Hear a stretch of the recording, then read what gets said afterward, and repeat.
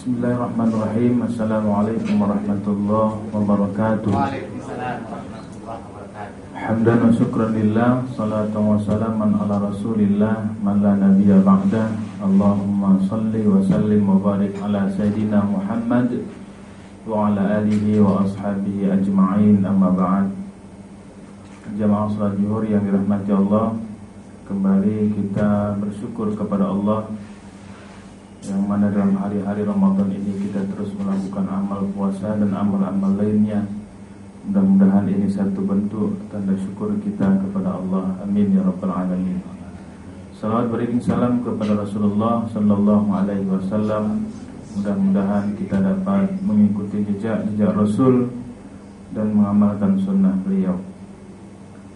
Bapak Ibu jamaah salat zuhur yang rahmati Allah, salah satu fasilitas yang diberikan Allah kepada umat Islam manakala melakukan ibadah Ramadan, apa yang disebut dengan Lailah Al-Qadar, malam Lailatul Qadar. Ternyata Lailatul Qadar ini debatable di kalangan para ulama, bahkan menganggap tidak ada satu pendapat menyebutkan misalnya bahwa Lailatul Qadar itu tidak ada lagi sama sekali. Jadi kapankah dia? Hanya pertama kali turun saja Al-Quran. Jadi ketika Iqra itu turun, itulah Lailatul Qadar. Setelah itu sampai sekarang tidak ada lagi istilah Lailatul Qadar, hanya satu kali. Tetapi pendapat yang lebih kuat yang itu diperpegangi oleh jumhur adalah kendati pun Al-Quran itu diturunkan pada malam Lailah Al-Qadar itu, tetapi Lailatul Qadar itu terus berkesinambungan sampai akhir zaman. Nah, inilah yang ditegaskan Allah dalam surah Al-Qadar, menegaskan bagaimana keutamaan fadilah dari Lailatul Qadar. Allah Subhanahu wa taala pada hanya 5 ayat itu menegaskan bahwa inna anzalnahu fi lailatil qadar. Al-Quran itu Allah turunkan pada malam Lailatul Qadar. Kalau kita lihat di tengah masyarakat ini yang agak seolah-olah tidak sejalan dengan Quran gitu ya. Yang umumnya nuzul Quran itu pada malam ke-17 Ramadan. Tapi orang mengharapkan Lailatul Qadar itu pada 10 terakhir Ramadan. Seolah-olah lain nuzul Quran, lain Lailatul Qadar. Padahal Lailatul Qadar itu menjadi sebuah malam yang mulia karena Al-Quran diturunkan pada malam itu. Karena Al-Quran diturunkan pada malam itu. Nah, kita berada setiap malam tanggal 17 itu di mana-mana masjid nuzul Quran. Jadi seolah-olah malam itulah Lailatul, tapi tidak, bukan begitu memahaminya, nuzul Quran. Sedangkan Lailah Al-Qadar itu ashrul awakhir difahami. Jadi lain nuzul, lain Lailatul Qadar. Ayat tadi menyebutkan inna anzalnahu fi lailatul qadar. Jadi pada malam Lailah Al-Qadar itunya diturunkan Al-Quran. Artinya sejalan mulianya malam itu karena malam itu diturunkan Lailatul Qadar. Nah, para ulama memberikan makna kepada Lailatul Qadar itu, ada yang memaknai dengan malam yang sempit ya. Karena alasannya pada malam itu turun para malaikat dari singgasana langit, sehingga kekuasaan langit pada kosong turun ke bumi. Yang seolah-olah kalau seandainya mereka berbentuk fisik, tidak akan muat bumi ini menampung mereka. Ada lagi makna bahwa Al-Qadar itu adalah malam penentuan, sehingga jodohnya, matinya, rezekinya itu ditentukan pada malam itu, sehingga disebutlah dengan malam Lailah Al-Qadar. Sehingga karena uniknya dan betapa dahsyatnya Ramadan itu, Lailatul Qadar pada Ramadan itu, Allah menggunakan kalimat wa ma adraka ma Lailatul Qadar. Kalau kita lihat Al-Quran, Bapak Ibu, itu setiap kalimat wa ma adro dalam Al-Quran dengan pertanyaan, tahukah engkau, dengan kalimat adro itu menunjukkan hal-hal yang luar biasa. Contohnya Al-Qari'ah, mal qari'ah wa ma adraka mal qari'ah, hari kiamat. Atau ayat yang misalnya wa ma adraka mal hutamah, tahukah engkau apakah hutamah itu, narullahil muqaddah, dan seterusnya. Nah, ketika Allah menggunakan wa ma adra, itu sesuatu yang dahsyat, yang luar biasa. Nah, samalah ketika Lailatul Qadar, wa ma adraka ma Lailatul Qadar, tahukah engkau Muhammad apakah itu Lailatul Qadar, menunjukkan betapa dahsyatnya, istimewanya Lailatul Qadar itu. Nah, pada ayat itu bisa kita lihat, bukan hanya riwayat, tapi ayat itu menunjukkan ada dua keistimewaan yang dijelaskan pada surah Al-Qadar itu. Pertama, Lailatul Qadar khairum min alfi syahr. Itu yang pertama, bahwa malam Lailatul Qadar itu adalah malam yang lebih baik dari 1000 bulan. Dari satu riwayat menyebutkan ketika seorang sahabat bertanya kepada Rasul, "Ya Rasul, mungkinkah amal kita atau amal ibadah kita lebih baik dari umat sebelumnya?" Ketika Rasul menanya mengapa sahabat mempertanyakan itu, karena sahabat melogikakannya kira-kira begitu. Mana mungkin kita lebih baik amal kita Rasul, karena umat terdahulu lebih panjang-panjang umurnya, ada yang 800 tahun, 500 tahun. Sedangkan kita hanya baina sittin wa sab'in, kata Rasul, antara 60 dan 70 tahun. Kalau ada orang 60 tahun umurnya, sedangkan umat terdahulu ada yang 200 tahun, berarti dapat dipastikan 140 tahun beda amal kita. Maka tentu lebih baik dan banyak amal mereka. Maka riwayat ini sehingga menjelaskan, menjawab pertanyaan sahabat ini, turunlah tadi Lailatul Qadar khairum min alfi syahr. Satu malam itu beramal lebih baik dari 1000 bulan, atau 84 tahun. 84 tahun malam itu dia beribadah, seolah-olah amalnya itu dihitung 84 tahun. Kalau 10 Ramadan dia terus mendapatkannya, berarti 10 kali 84, 840 tahun kalau 10 tahun. Kalau lebih lagi, maka dasar inilah menjelaskan, memungkinkan sangat bahwa umat Islam lebih baik amalnya dari umat-umat terdahulu. Itu riwayat yang menjelaskan mengapa Lailatul Qadar khairum min alfi syahr. Tapi yang perlu dicatat dalam ayat itu adalah Allah menggunakan kalimat khairun. Jadi orang yang beramal pada malam itu bukan hanya dihitung seolah-olah beramal 84 tahun, tetapi lebih baik dari 84 tahun. Dan itu khairun itu tidak ada sama dengan kalimat kuntum khaira ummah, kamulah umat terbaik. Khaira itu tidak ada batasan bisa kita berikan ukur. Allah lah yang memberikan batasan terbaiknya itu. Tapi terbaik dari 1000 bulan atau 84 tahun. Yang kedua, mengapa itu Allah jawab dengan apakah Lailatul Qadar itu kemuliaannya? Tanazzalul malaikah. Yang berikutnya adalah turun para malaikat. Tanazzalul malaikatu waruh. Bahkan Jibril itu roh itu turun. Jadi Jibril lah yang mengkomandoinya turun ke bumi. Menurut tafsir Ar-Razi menyebutkan bahwa ada dua alasan mengapa para malaikat itu sampai turun pada malam itu. Alasan yang paling kuat, kata Ar-Razi, karena malaikat iri kepada manusia. Jadi ternyata bejat juga manusia ini, tapi malaikat iri.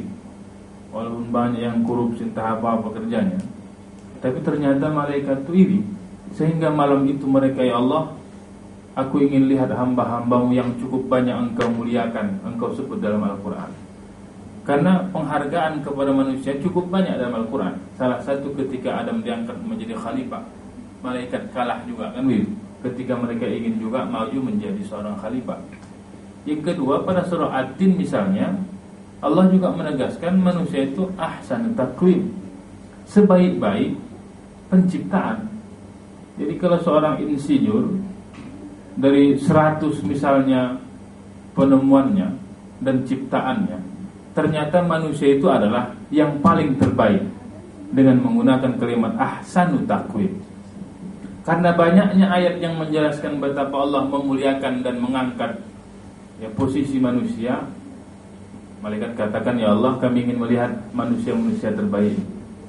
Turunlah malaikat, Jibril seluruhnya turun melihat pada malam itu. Ternyata ketika mereka keliling, jadi seolah-olah roadshow juga orangnya, ada roadshow keliling dari ujung dunia ke ujung dunia, karena penuh alam ini. Ketika mereka keliling dengan umat Islam yang beramal ini, ternyata mereka menemukan dua amal. Yang dua amal itu tidak bisa mereka lakukan, dan mereka mengadu kepada Allah.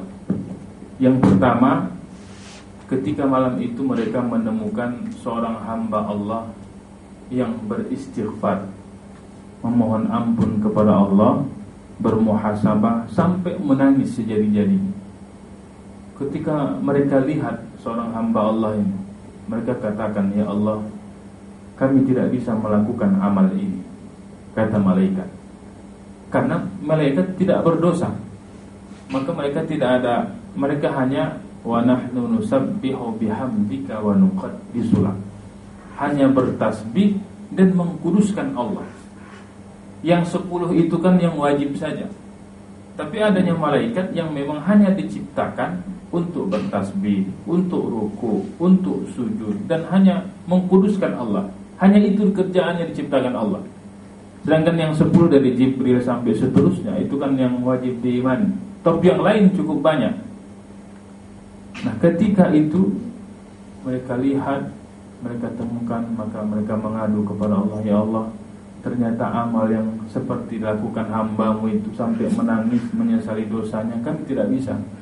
Karena mereka tidak pernah berbuat dosa, kecuali dalam kasus Harut dan Marut, yang kepingin kali dia bagaimana enaknya manusia itu, kira-kira begitu, sehingga diberikan Allah sifat insaniyah kepadanya.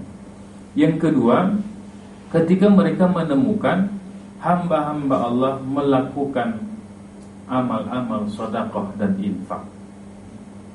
Mereka berinfak, mereka bersedekah, mereka berbagi dengan para du'afa, dan mereka itu memberikan orang-orang yang membutuhkan. Sehingga mereka katakan kepada Allah, ya Allah, kami juga tidak bisa melakukan amal ini, karena amal ini menunjukkan itu jiwa sosialnya. Sedangkan malaikat tidak ada yang kaya dan tidak ada yang miskin. Mereka tidak bisa berbagi dengan sesama mereka. Mereka mengadu kepada Allah, ya Allah, amal ini tidak bisa kami lakukan. Bahkan riwayat yang lain menyebutkan bahwa ketika mereka melihat para shaim dan shaimat itu adalah tilawatil Quran, membaca Al-Quran. Nah, pada bagian ini, maka kata Ar-Razi, jika seseorang ingin mendapatkan Lailatul Qadar itu, mestilah dia mengamalkan ketiga amalan ini. Karena itulah amalan yang diirikan oleh malaikat. Karena dengan 3 amal itulah malaikat tidak bisa berbuat apa-apa kecuali hanya manusia. Dia bermuhasabah malam itu, menangis, istighfar, atau dengan keadaan taubatan nasuha, dan dia berbagi, berinfak, berzakat, bersedekah malam itu, dan dia tilawatil Quran. Jika itu dilakukan, kata Ar-Razi, insyaallah orang itu akan mendapatkan Lailatul Qadar itu. Nah, maka mengapa mesti tilawah, kata Ar-Razi, dibaca pada malam itu? Karena Al-Quran nuzul itu, turunnya Al-Quran itu karena pada malam Lailah itu, pada malam Lailatul Qadar. Nah, pada ayat lain misalnya Allah menyebutkan inna nahnu nazzalna dzikra wa inna lahu lahafizun. Allah menurunkan dan Allah yang memeliharanya. Yang menarik itu kan belakangan ini kan ada yang namanya disebut dengan Syarifuddin Khalifah. Syarifuddin Khalifah seorang anak kecil yang dari keluarga Kristen Katolik, bahkan bapak keturunan kakeknya itu ada yang pendeta. Ketika mamaknya ini mengandungnya, itu seolah-olah ada bisikan kepada si anak ini, sehingga si Syarifuddin Khalifah ini, kalau tidak salah saya Perancis atau apa ini kebangsaannya, begitu dia lahir, luar biasa, langsung hafal Quran. Dan ibunya ketika itu mengatakan anaknya ini kira-kira kesurupan karena lahir itu menggunakan dialek bahasa Arab, sedangkan mamanya Prancis, kira-kira begitu. Sehingga dikatakan ini anak ini sudah kemasukan, mungkin kemasukan jin Arab, kan begitu mungkin itu, atau jin Arab atau jin apa itu, karena mamanya bahasa Prancis. Sehingga ketika terus berkembang si anak, ternyata tidak. Memang anak ini menjadi sebuah bukan kerjaan manusia. Karena begitu hafal Quran, kita saja Bapak Ibu, lembaga tahfiz kita di Medan Islamic Center misalnya Abdurrahman bin Auf, itu 4 tahun menghafal Quran, hafalnya, tapi belum tentu mungkin bersih hafalannya. Bersih itu yang betul-betul lancar hafalannya. Itu yang sudah setingkat misalnya anak SMP atau SMA menghafal. Yang 4 tahun misalnya, bahkan terkadang ada yang kotor hafalannya, walaupun hafal 30. Ini begitu lahir, dia hafal, bahkan bisa sekarang menjadi juru dakwah di dunia dengan kemampuan berbahasa hampir 10 bahasa.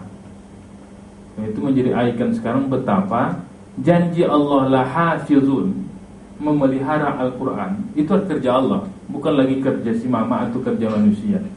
Yang diberikan Allah kemampuan kepadanya untuk menghafal, mentafsirkan, bahkan mendakwahkan Al-Quran dengan banyak bahasa.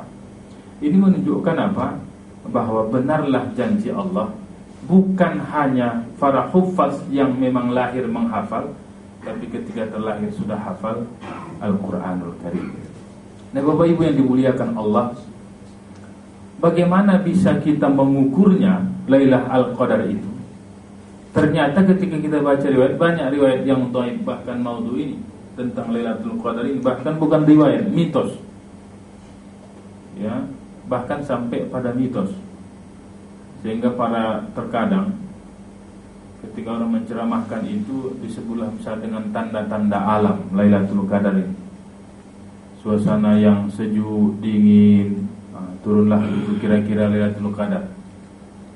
Menjadi pertanyaan ketika masjid itu pakai AC, kan begitu? Kalau sempat masjid pakai AC tiap malam, dapat dipastikan Lailatul Qadar aja itu kan.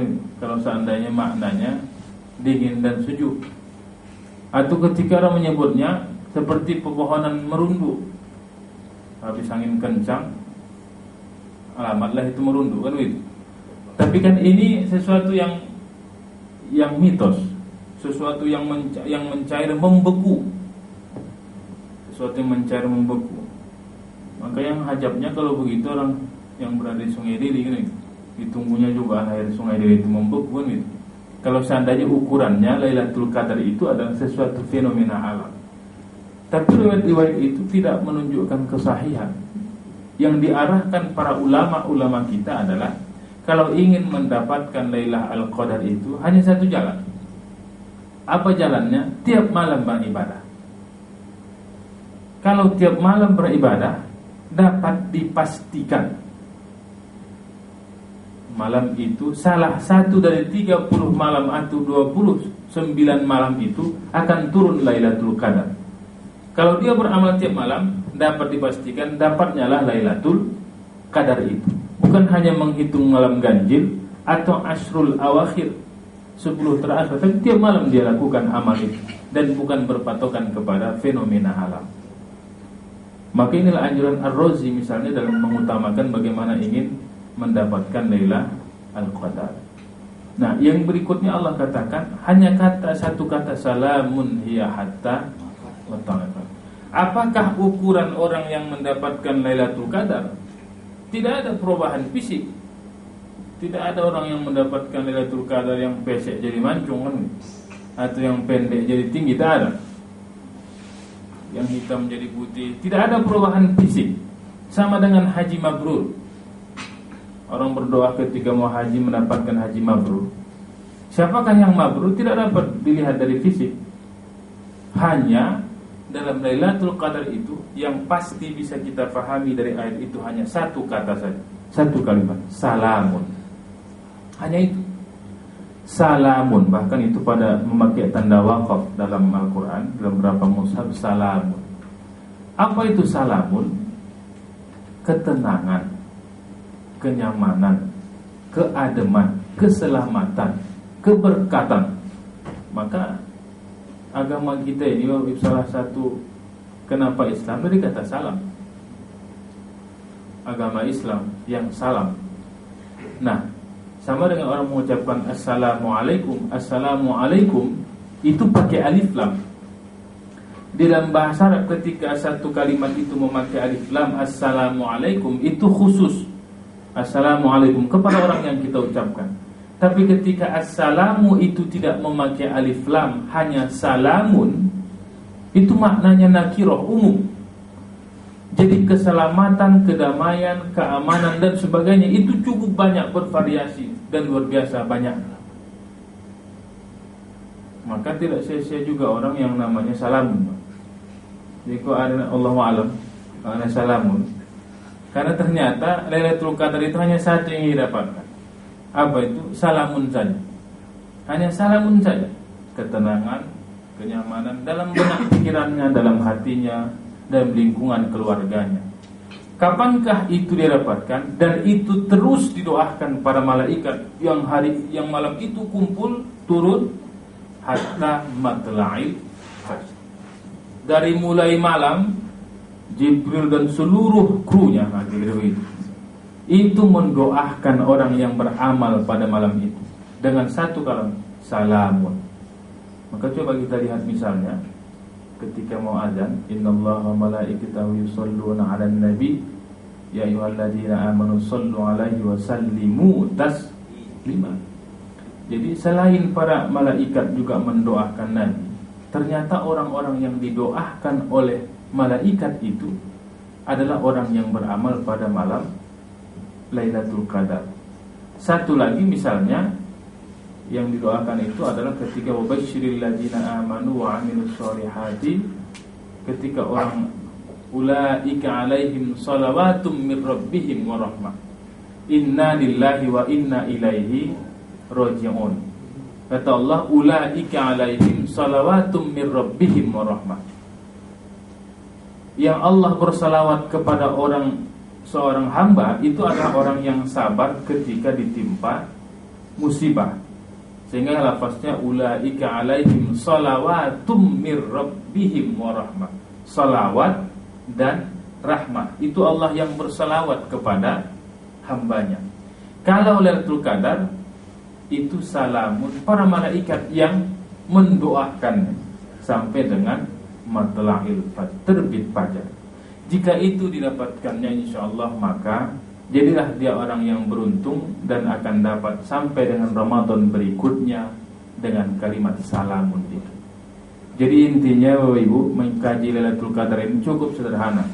Masih ada 9 malam lagi atau 8 malam lagi kita. Mudah-mudahan belum turun Lailatul Qadar. Ya kan, belum turun Lailatul Qadar. Bagaimana tipsnya? Hanya lakukan amal tiap malam dengan amal itu. Dengan tilawatul Quran, dengan berbagi secara amal sosial dan istighfar kepada Allah. Yang penting bangun malam dan beramal. Bukan persoalan jaga malamnya. Bukan persoalan jaga malamnya. Kalau seandainya hanya jaga malam tak beramal, dapat dipastikan mungkin security kita yang jaga malam lah yang tiap malam dapat Lailatul Qadar. Kalau hanya jaga malam. Tapi bukan hanya jaga malam, tetapi beramal pada malam itu juga. Bapak Ibu yang dimuliakan Allah, mudah-mudahan kita diberi rezeki Allah, karunia oleh Allah untuk mendapatkan Lailatul Qadar itu. Amin ya rabbal alamin. Lebih dan kurang mohon maaf. Billahi taufiq wal hidayah. Wassalamualaikum warahmatullahi wabarakatuh.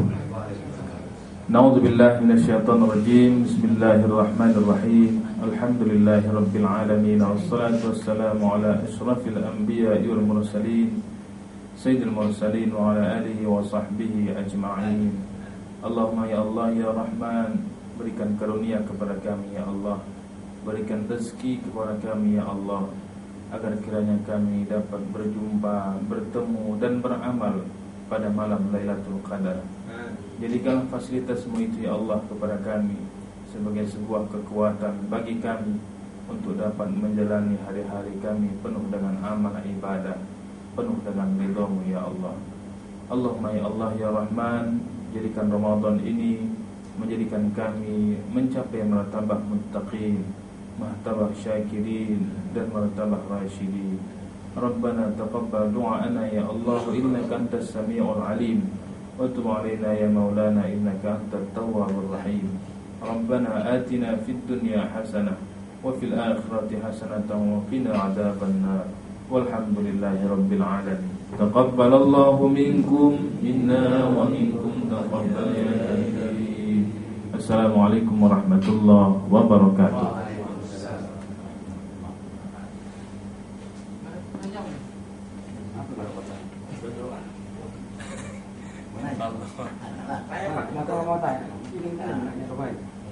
Boleh. Boleh tanya Pak ya? Boleh kita doa. Tak pernah sampai kita ulangi doa lagi nih. Pak kan bicara Lailatul Qadar ini, itu kan terjadinya itu pada malam hari gitu ya. Pada malam hari Ramadan ke 10 malam terakhir di bulan Ramadan. Yang mau saya coba tanya gini Pak, itu malam yang mana? Karena gini Pak, malam itu kan di kita malam, tapi di belahan bumi lain itu nggak malam Pak, ya toh? Dan pemberlakuan malam itu kan Pak berlaku untuk satu bumi ini kan, gitu Pak. Artinya menurut saya kita itu untuk mendapatkan Lailatul Qadar tidak hanya beramal malam saja, artinya the whole days Pak, satu hari penuh.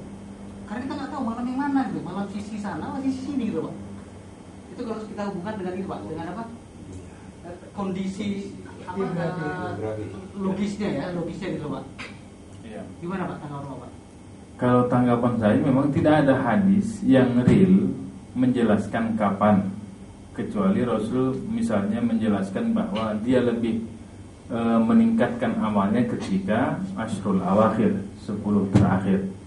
Kalau pengalaman spiritual para ulama-ulama tasawuf, misalnya Al-Ghazali misalnya, dalam kitab Ihya-nya menjelaskannya bahwa dengan tingkat amal dia disebutkan bahwa ditemukannya memang 10 terakhir.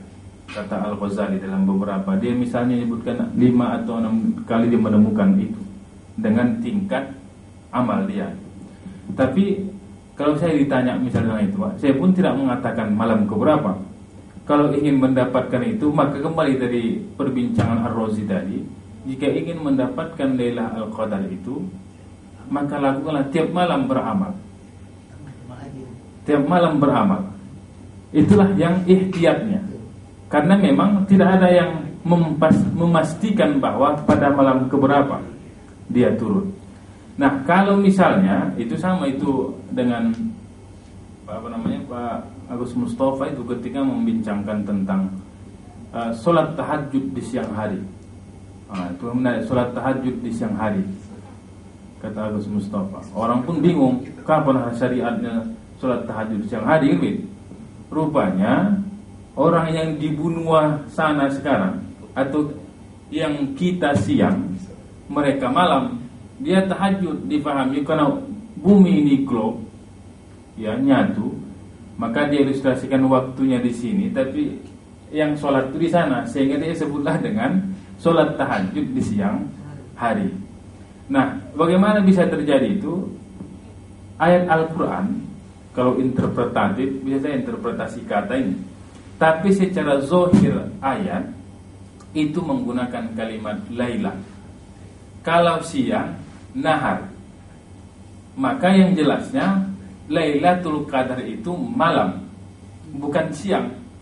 Maka Pak Quraisy misalnya menyebutkan itu hanya malam, karena kalau siang disebutkannya tidak akan terjadi, karena teks Quran memaknakan lailan itu tidak ada makna, bisa makna zulumat. Zulumat itu kan gelap. Kenapa Allah tidak menggunakan kalimat zulum misalnya gelap? Karena bisa saya orang yang di dalam rumah matikan lampu, gelap juga siang itu minum. Tapi tidak, Allah menggunakan kalimat lail, al-lail wan nahar, malam. Artinya malam kapan? Malam yang terjadi di benua itu, terjadi di daerah itu. Di daerah lain terjadi juga, tapi ukuran malamnya, ukuran malamnya. Nah, kapankah terjadi? Kalau ihtiyatnya, maka kalau Syafi'i menjelaskan misalnya dalam riwayatnya, mengedepankan ihtiyatnya. Apa ihtiyat? Berjaga-jaga. Kapankah istidadnya? Maka lakukanlah setiap malam beramal. Akan dapat, insya Allah akan didapatkan jika melakukan amal itu setiap malam. Nah, khawatirnya kalau kita memastikan kepada umat pasti malam ini, kalau Ramadan ini ke Ustaz misalnya, nampaknya ini arahnya ini pada malam 23 ini, dapat dipastikan malam 23 itu tak muat Masjid Medan, semua beramal. Tapi malam yang lain dapat dipastikan kosong masjid, kira-kira begitu.